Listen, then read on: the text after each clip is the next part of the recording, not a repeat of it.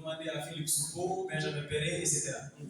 Donc, il y a une première réponse valable à ce niveau. Mais, de l'autre côté, on ne peut pas élaguer aussi l'argument du travail. Il faut suer également pour écrire quelque chose de beau. Et cela nous, cela nous rapproche de la conception parnassienne de l'écriture, une conception selon laquelle la beauté du texte résulte du travail. Il faut écrire, comme le dit Boileau dans son art poétique, 20 fois sur le métier, remettez votre ouvrage, polissez-le sans cesse et le repolissez, ajoutez quelquefois et souvent effacez. Et je pense qu'à partir de ce moment-là, il faut écrire, il faut non seulement suer dans cela. Roland Barthes, dans un de ses livres, rapporte comment Flaubert passait beaucoup de temps pour écrire une seule phrase, en parlant de la phrase de Flaubert. Donc, de ce point de vue, je pense que les deux éléments sont valables. Et peut-être que pour faire une très belle œuvre, il faudrait les combiner. Il faut non seulement avoir du génie pour pouvoir écrire, mais le fait d'avoir du génie n'exclut pas le travail. Voilà. Même si on a des talents, il faut travailler, il faut suivre pour produire quelque chose de beau.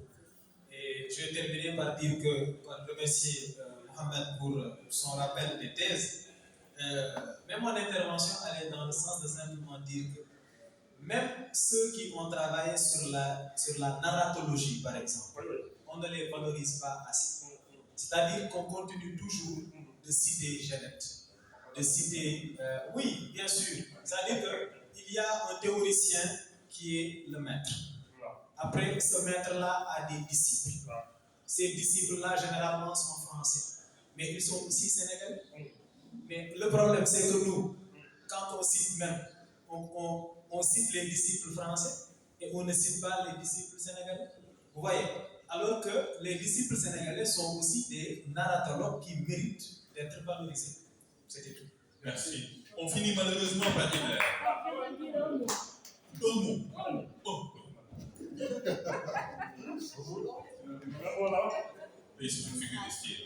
Je voulais dire bravo. Bravo. À l'instar de mon maître à penser, Cheikh Anta, le mot de jeunesse africaine, ce que vous êtes devenu, ce que vous allez devenir. Et vous me renforcez dans mon afro-optimisme que l'Afrique est en de bonnes mains avec des jeunes aussi brillants, aussi talentueux, aussi intelligents. Merci.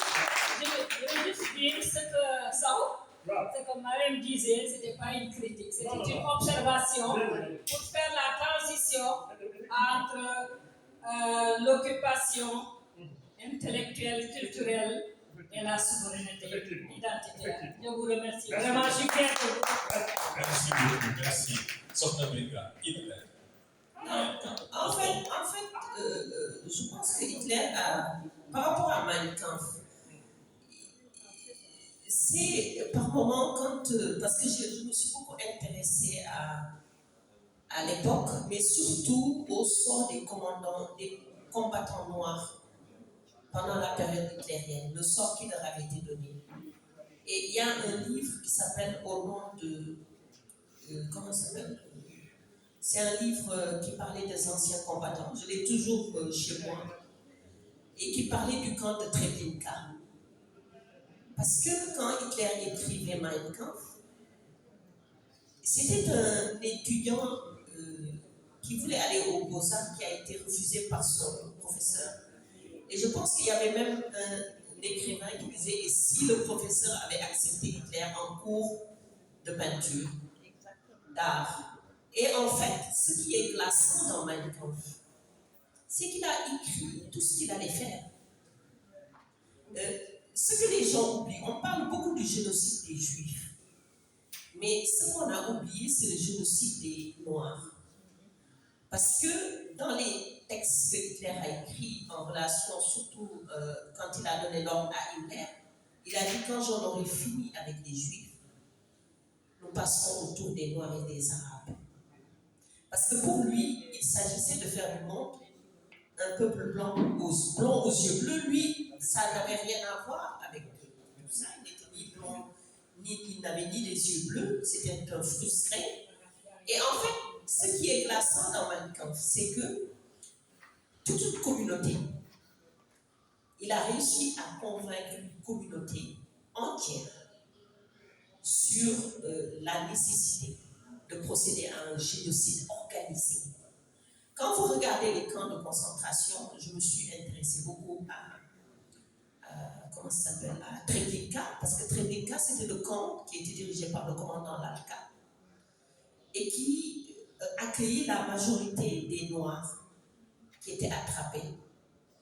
Et à Treblinka, la première révolte et évasion qui a fait l'objet d'un film d'ailleurs, la plus grande évasion d'un camp, c'était à Treblinka et ça a été monté par des Noirs, des combattants noirs, qui étaient les capots à Treblinka, parce que dans la logique allemande de l'époque aryenne, il y avait bien sûr le blanc aux yeux bleus, le blanc, mais le noir avant le juif. Le juif était en bas de l'échelle. Donc quand les juifs sont arrivés au camp, les noirs leur disaient, avec les Polonais qui étaient les capots, quand on va citer les métiers par exemple,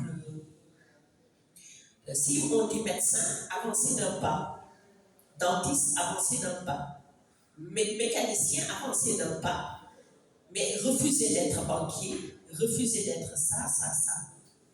Et en fait, ils ont sauvé beaucoup de monde comme ça. Et ils ont creusé un tunnel qui est parti des baraquements pour sortir jusqu'à la forêt la plus proche. C'est-à-dire que ce qui est horrible dans tout ça, c'est que quand vous allez autour de ces camps, par exemple Auschwitz, il y a 8 mètres de terre, toute la forêt alentour, sur des hectares. 8 mètres, vous imaginez 8 mètres de profondeur, essentiellement composé de cendres humains. Hitler est une catastrophe. Et quand je vois aujourd'hui Mein Kampf, pourquoi je voulais réagir, c'est que en 2021, il y a un théoricien français, comme d'habitude, c'est toujours eux qui commencent ça, qui sort un essai sur Mein Kampf. Mein Kampf qui a été retiré des ventes, qui a été considéré comme un ouvrage blacklisté depuis la chute du Troisième Reich. Et aujourd'hui, le monde, où est-ce qu'il est arrivé pour que le plus jamais ça, de 1945, que des gens puissent imaginer remettre Hitler au centre d'un débat, de quelque débat que ce soit. C'est pour ça que je voulais intervenir. Merci beaucoup. Merci, c'est la fin de ce deuxième panel de la rentrée littéraire. 2 panels qui ont donné, je le pense. Merci beaucoup. Heureusement, un plaisir d'être modérateur, mais pas panéliste. Heureusement, professeur Waliba n'est pas spectateur, mais panéliste. Heureusement, Madame Kanté est là pour faire briller Baudelaire. Heureusement, Baudelaire est là pour établir un bon duo avec PMC. Heureusement, Sokhna Benga est en train d'entrer à la 10e minute ou à la 20e minute de ce panel pour rayonner un peu ce grand panel. Merci, cher public. À demain. Demain matin, les panels se poursuivent avec la critique littéraire sur la critique sur les langues nationales. Rendez-vous à merci beaucoup. C'est gentil. Demain matin de 9h à midi. 9h midi, parce que la prière. Merci.